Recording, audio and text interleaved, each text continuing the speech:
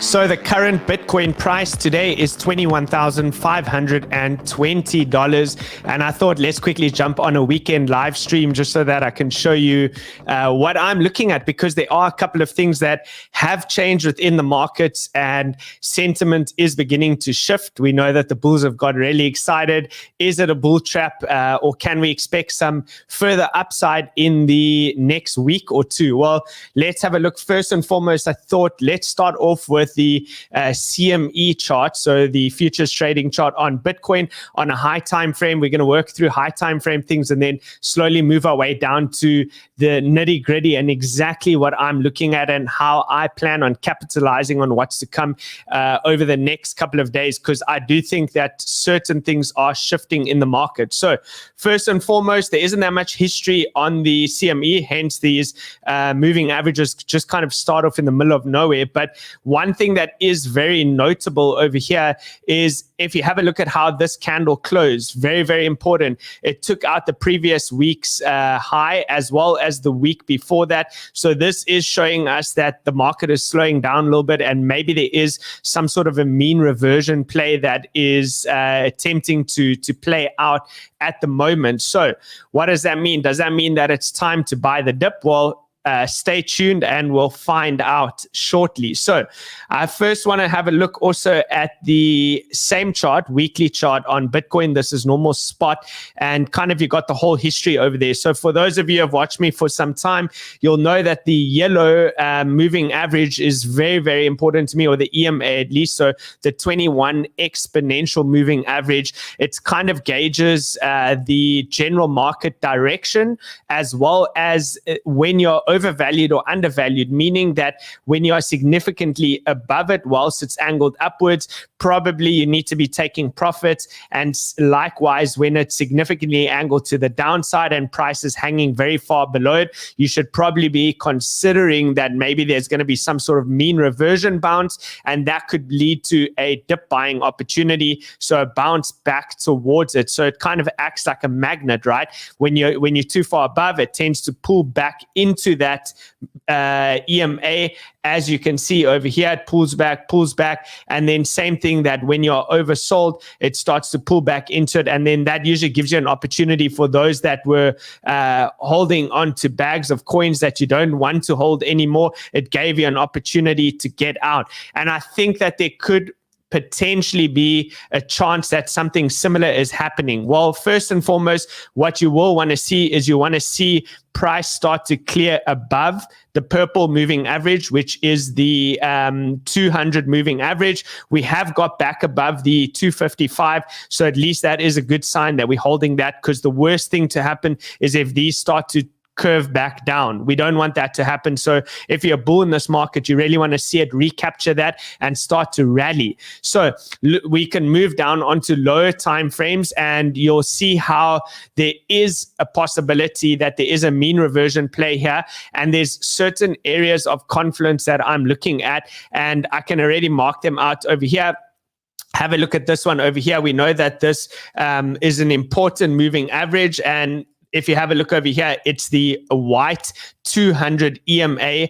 It's coming in currently at 26,700. So you'd imagine that that will be an area where there could be some resistance, and you'll see that on the other charts that I'm going to show you now. So just keep that target in mind. The other area that I want to point out is the $29,000 level. And if you have a look at the yellow EMA, the 21 that's currently coming down, it has these dots over here. It might be difficult to see on your screen, but it kind of has a projection. Let me draw that. You'll see it's probably going to meet up in the next couple of weeks at that same level. So depending on how high price can go and if it can even get there, you're going to meet a mega area of confluence between $27,000 and $30,000. So basically, if you want the too long, do not read. It's in summary, I'm thinking that in that region is where we're going to meet mega resistance. And if we do have some sort of mean reversion play, I would be looking to take profits into that area. Should we clear that, then great. Now we're talking longer term trades that we can start to add to our long positions with. So that's it for Bitcoin on the high time frame over there. I want to also outline here with the DXY, which is the dollar index, of course, the dollar measured against a basket of other currencies around the world. If you have a look, I've got these dash lines over here coming in at 108.6, and you can see that this area is a sticky area, especially historically. If I zoom out and you have a look at this, let's just let it load. This has been an important area. If you go all the way back down to 2016, we cleared that. So we broke above that. And now you go all the way back to the 2000s. This was an area where we consolidated for quite some time. And when I move this down onto a 3-day chart, it is looking like there's a possibility that the DXY could have some sort of a pullback in the days to come, which might provide that relief for crypto and risk on assets in general. But at the end of the day, it would still be in a strong uptrend and just forming its next higher low. So the area that I'm eyeing out is a retest of that previous resistance, which is 103.7. I don't think it will come that low. I've marked out this yellow box over here, which if you do have your trading view open, you can mark it between 104.1 and 104.8. Any sort of pullback into that area is where I think the DXY will form its next higher low, and then it's probably going to continue on up. If you watch the Friday banter, you'll see that we spoke about how the DXY is on a major bull run. Looking at the stock markets, which of course closed over the weekend, but we can kind of eye out areas of interest, right? So same thing, I've marked out the dash line over here, expecting just another lower high. Anywhere within that region, which if you look, that's going to give you, the stock market could push up maybe another 3%, and that is on the NASDAQ. If you look at the S&P 500, pretty much exactly the same thing coming into key quarterly. What was previous support is now going to probably react as resistance, and pretty much just another whole series of lower highs. So lower high, I would expect the next one somewhere within this region. If you start to clear above here, the whole picture has begun to change, but I personally don't believe we're there yet. So it doesn't mean that I'm super bearish. Remember, there's 3 different time frames, right? We've got the short, the medium, and the long term. And I do think the medium term time frame for crypto is potentially changing. I'm going to cover that shortly.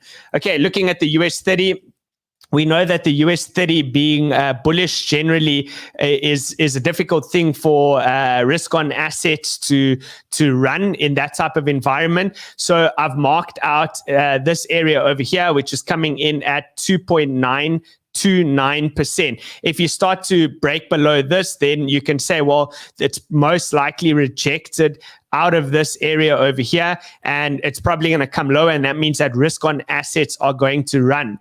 But for the time being, same thing as the DXY. This is just another series of higher highs and higher lows. So we'll be paying attention to that over the coming weeks. Then I've also got Bitcoin dominance, which I found very interesting because I did mention for quite some time now, I said, look, we're stuck in this range.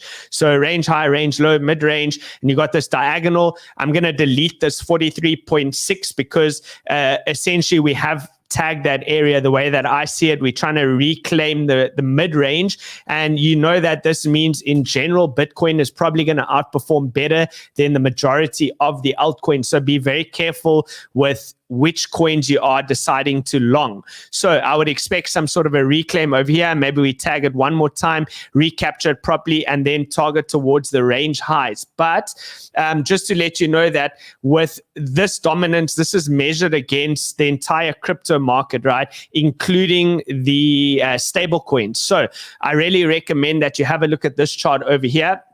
I'll post it on my Twitter, but essentially this is Bitcoin divided by, and then you put in brackets, total, so total market cap minus USDT and USDC, and this gives you a more accurate measure because it excludes the stable coins, which, as we know, are growing, right? They're forming a much bigger part of the total crypto market than what they have historically. And looking at this one, you can see, and I consider this, by the way, the true Bitcoin dominance. This true Bitcoin dominance has completely reclaimed the mid-range, and it's actually broken out above range high and attempting to reclaim that for a second time. So this is a clear series of higher highs and higher lows, which tells me again that you need to be really, really cautious when it comes to longing altcoins, because Bitcoin against the majority of these altcoins are going to get absolutely smashed.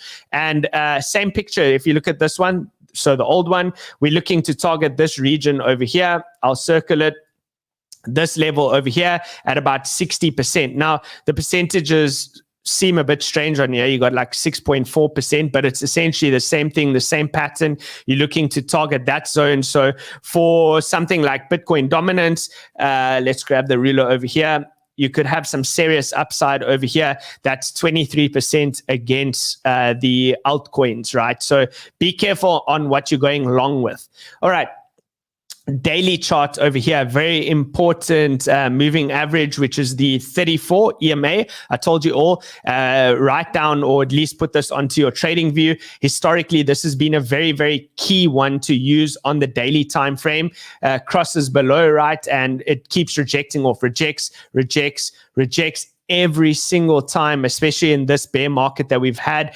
Any time that it tried to get above, it rejected off of that. If you have a look right now, we have a wick. It didn't even make it into that, but if it manages to clear this, then we can start to talk about much higher prices, right? So moving, let's just say that it happens in a couple of days' time, moving up, that's coming in at about $22,700 is where that moving, or the EMA is going to start to react as a resistance. If we recapture that and it starts to turn up, great. But we're also contending with this diagonal trend line, which is coming in at about 23. Once we clear that level, then remember, we just work level to level. And I'm going to show you the better outline chart with the exact ranges, because based off of that weekly chart, I also told you that about 27 to 29K is where you're going to have a lot of resistance, right? So this level over here, this is what you want to try and get through. But look, we don't want to wait, right? We don't want to wait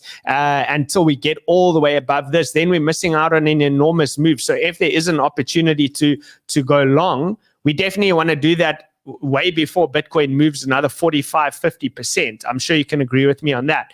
So let's have a look at this over here, which is Bitcoin also on a daily. And this has got the Bollinger Bands. Now, I just want to show you anytime that the Bollinger Bands squeeze in, by the way, I'll make that much bigger. Okay, let's go like that. Anytime that these Bollinger Bands start to squeeze in, it's an indication that there's most likely going to be volatility that's soon going to enter the market. And again, I know probably a lot of you are like, okay, well, what are you even saying? Are you long? Are you short? What's going on? We'll get to that now. But you have this wick through. Anytime that you have a wick through like that and it pulls back down, usually it means that it's probably going to come all the way back down for a major pullback. And you'll see where these levels add up. What I'm just afraid of, if you are looking for a bullish scenario, is that you have something like this, right? So we had a strong leg down, and I'll draw it out. Strong leg down, consolidation.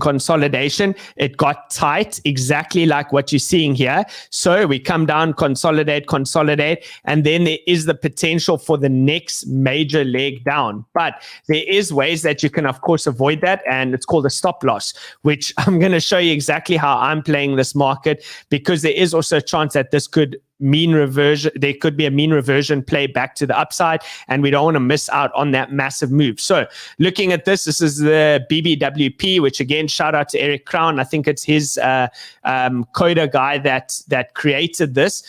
Brilliant. It again, measures essentially whenever these bands start to contract and squeeze in, it's an indication of volatility. He's just essentially outlined this on a separate indicator. So if we have a look at the lower time frames, So the 4 hour, you can see it's starting to squeeze in and come down. I'm actually going to start on a 12 hour. Let's just see what these things are doing. So 12 hours, not showing too much. 8 hours starting to turn over means contraction. So could be a couple of days before you have major volatility. 3 hours still coming down. I want to go to a 2 hour. Okay, 2 hour is near the bottom. And if you move the chart like this, I can just give you a comparison of how this works. So when it squeezes like this and you get these vertical blue lines, that's usually a signal that when it starts to lift off like this, there's going to be some sort of expansion, right? So here you had the Bollinger Bands squeezing in this area, was telling us that there's likely volatility that's coming soon, and that volatility went straight to the upside. So let me just quickly do that again, grab the ruler. This volatility expanded to the upside, and then it started to print a sort of red signal over here, showing you that, look, the move is probably going to start running out of steam now, and now you're starting to have a contraction phase again with a new pullback. So what am I saying? Looking at this chart over here, I think this is probably one of the most important charts right now. And the reason why is because Bitcoin has essentially been stuck in a range. So let's move on to a daily again and show you that range using the Bollinger Bands. I'm sure you can all agree with me. Here's your range, right? So we've been going up, down, just sideways within a range. So in markets, there's different ways to trade the market. You can either trade trending moves or you can trade ranges. Now, the markets tend to be in ranges for about 70% of the time and in strong trends for about 30% of the time. Right now, we're stuck in a range. However, there is an attempted change of trend. I like to trade trends. I like to be in the market for strong trending moves and hold those positions for weeks, days to weeks, let's just say. So what are the changes that have happened over here? Well, we got lows, we got higher lows, and I marked them off with 1, 2, 3. I should put a question mark over there because that is a question. Is that going to be the third one or not? And then with higher highs, these are marginally higher highs. We got 1, 2, 3. So how many times do you need, how many touch points in order to create a trend? Not 1, not 2, at least 3. 3, you start to establish a trend. However, remember, the pressure remains to the downside because high time frame, we are in a downtrend. Now, to be an optimal trader, you want to go long when the daily and the weekly are in an uptrend, as well as the 4 hour. Depends on your strategy, right? I like to go long when the 4 hour, the daily, and the weekly are all in an uptrend, and I like to go short when exactly the same thing. Weekly's in a downtrend, daily's in a downtrend, and the 4 hours in a downtrend. So currently, if you are looking to go long, by the way, of which, this is probably the first time that I'm going to be saying this. I am going to attempt to catch a long over here. Since you guys have known me on these streams on Banter, I can say that I am looking to catch a long. And the reason why is because I have an easily and clearly defined risk to reward ratio, right? So let me kind of draw it out for you what I'm seeing over here. This would be my sort of expectation based off just random squiggly lines. So we're going up. So we got 1, 2, 3. We made our higher high, failed to get above that 200 EMA, the blue one. But this area over here, you have clearly defined area where you could attempt to catch the next higher low. Your third higher low would be anywhere in this zone. And I'm going to give you those exact zones over there. If you are wrong and you fail below that, it's an easy stop, right? Very, very easy stop. So I always say that I look to buy the third one. And there is a possibility, just to caution you, because you need to look at this as a range as well. If you look at this as a range, you got your range high, range low, and your mid range. What typically happens and what it's looking like right now is that this is a deviation. Now, what is a deviation? For those of you who may be new here, we try to break through the range, came down, try to break through the range, came back down. Now we broke through the range, but we've come back into the range. As soon as you have that little peak like that, that is a deviation. So deviations typically lead all the way back down to the mid-range. which is what I hope for. That would be the perfect buying opportunity for a swing long. However, if it loses that, it could easily go much further down. And I want to show you an example of our good friend Capo. So he just put this out over here. You can see that he's using Elliott waves, right? So he's got a ABC sort of pattern over here, ABC, deviation, and down. And he took this from earlier on in the May-June crash, right? So again, he's looking at the same thing. AB deviates off the top over there, capture that liquidity on the left-hand side, and send it all the way back down to 15.8 to 16.2K. So what does that mean? Well, that means that, look, again, like I just said, I would be looking to build a position, and I like to long when it's an uptrend on all time frames that matter. So weekly, daily, and the lower time frames. Right now, we don't have that. So you have to understand that the risk continues to remain to the downside when you're trying to catch a falling knife. But the way that I would do it is I'll probably take about 25% of my cash portfolio, because I've been in cash the whole time, and I'll attempt to buy within this area over here. So let's give you the exact zones that I am watching. Okay, let's put it over here like this, and I'm going to draw that out. So I mean, you can pretty much scale in anywhere within this area. So what coins you decide to do that on is completely up to you. That's got nothing to do with me. I'm just talking to you about Bitcoin at the moment, since Bitcoin is the dominant market driver, of course. So this is coming in between 19,000 and $20,560. You're welcome to write that down. I'll even put a price label for those of you who maybe are too lazy and you just want to take a screenshot. Okay, price label 1. Let's grab the next one. Price label 2. I'll even put a third one, since those of you who follow me know that I like to enter into 3 phases. I'd probably enter the next one right onto that mid-range over there. Actually, I'd kind of do it in between. I'm sure you'll catch some wicks over there. So this is kind of my dip buying zone. Zoom in. All of you can look at that. Take a screenshot. So between about 19,000, let me raise that a little bit, 19,000, 19,700, and then 20,581. This is kind of the level that I'm eyeing out. I would hope that it does it pretty quick. So if you see something like just a quick dip like this and bounce immediately off, recapture this area so that you're above the 200, that would look good. That would definitely look good. I would say that, again, I'm not going to say the bottom's in, by the way, because I don't actually believe the bottom is in, but that doesn't mean that you can't go for a great rally, right? Let's say you capture this zone over here and we take the average, which is the middle of that, so the 19,000 level, and we run it all the way up to that zone over there. That's 30%, right? 30% there. You run it to the next level over from here to here. You're looking at about 45%, which is your key horizontal. So again, remember I mentioned to you that you got those important levels of resistance. So this one is coming in. Also, the 200 EMA is at 22.6. You got the diagonal, which has governed all the lower highs throughout. That's coming in with that previous wick. So an imbalance within the market. That liquidity is coming in at 25, and then the key horizontal area, which once we lost that, things started to accelerate down quickly.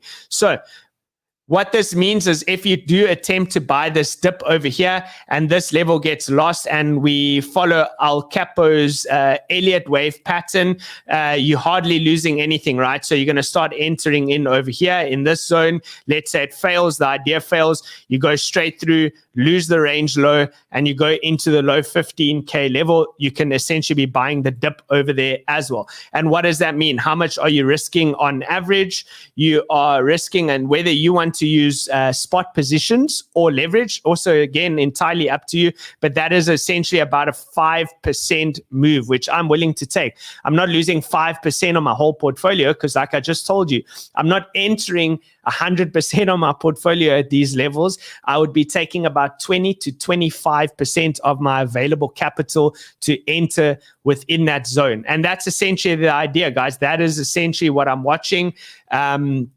Let's have a look quickly at what Ethereum looks like. A lot of these look similar, right? So Ethereum I outlined in the newsletter, same sort of thing. This would be ideal, recapture a higher high. What's interesting is you can see Ethereum has not made a higher high relative to the one on the left-hand side. It's actually failed on that. Maybe that's an indication of what the Bitcoin dominance is saying. But there are certain altcoins that don't look too bad, one of which is Atom. And the reason why I mention Atom is it's reclaimed all the important EMAs to me, which is I changed the colors, by the way, because someone said that they couldn't see the purples and stuff. So now we have the yellow 21 EMA, we have the pink 50 EMA, and then we have this light blue 200 EMA, which I'd like to see start to angle upwards like this. Another thing that you can also remember is that anytime with these EMAs, when you have these kind of crosses here like this, and they start to move up, price tends to pull back into them like a magnet. So never FOMO. There's no reason to FOMO when price starts to run like that. It will always tend to pull back straight into the EMAs like a magnet. Okay, looking at Solana over here. Let's see what Solana is showing. Let me just move this. So Solana also, you can see, failing to make a higher high, whereas Bitcoin has already reclaimed this level over here. Matic failed to reclaim a higher high. Cardano, lower lows, not looking good. AVAX failed to claim a higher high, so it really needs to get back above these areas. Chainlink, that's a messy chart. I'll have to clean some of these up. Again, also, it looks like it's distributing. It's got the higher lows, but really, really struggling on those higher highs. Polkadot, same thing. All of them, they establishing their higher lows, but very, very sloppy, which is, these are things that you need to be cautious of. So you have to understand the risks involved. If you are looking to go swing long on spot positions over here, there is a chance that this could be a mega bull trap. So looking at Rune actually established very, very marginally. Let's just see that quick. Very marginally, it's established higher highs. It's got the higher lows, so that looks okay. Phantom doesn't look too good other than the higher lows. Arweave's not looking too bad. Gala, I'm just going to run through these very quickly. It looks terrible. I wouldn't touch that. Render, sloppy, but still higher lows. Uniswap, okay, this one looks actually pretty good. Uniswap looks like it's one of the alts that are leading the market. It's got beautiful higher lows, has the golden cross over here. All EMAs are angled upwards. So if you are looking to long as well, long things with relative strength. This has relative strength. If you probably put Uniswap against Bitcoin in the charts, you'll find that it's probably bouncing off key areas. It doesn't look too bad. Okay, Sandbox over here. High lows, struggling on the higher highs, doesn't look too great. Cadena, I keep getting requests on this. This chart doesn't look good, very bad. I wouldn't touch it. Vulcan Forge, terrible, wouldn't touch it. That's going low in my opinion. Aave looks okay, higher highs, yeah, higher highs and high lows. It looks all right. BNB is one that I've been watching for some time. Look, I had this chart a while ago. It seems to be reclaiming this area, which is not bad. But I did mention that it's probably going to come back, if it does, get bullish into the underside resistance. And then it's a mega short for me. But don't worry about BNB for now. I'll recover that when I do get a chance at a later stage. I'll maybe, when it's relevant, I'll cover it. So at the moment, it's not relevant. So guys, I think that's pretty much about it. Did I have anything else here that I wanted to show you? I think that's pretty much it. Make sure that you follow me on Twitter. I do keep you up to date over here if I do take any trades. Everything is on there and the link is in the description below. Just have a look down there. Make sure you got the right one. There's a lot of copy accounts or scam accounts. I won't ever DM you. Please make sure as well that you do subscribe to the Daily Candle newsletter, where we release a lot of alpha. We give you the exact levels to watch for. Don't forget forget to hit the like button, the bell notification, and subscribe. And then if you are trading, consider using my ByBit link over here. This is what most of the guys are doing, are using the ByBit link to support us. You lose absolutely nothing, and we get a very marginal amount of the trading fees. So that's pretty much it from me. Let me know on Twitter if you do have any questions whatsoever. And I appreciate you taking some time out of your weekend. Thanks so much for coming, and have a absolutely fantastic weekend further. And we'll see you on Monday. Cheers for now.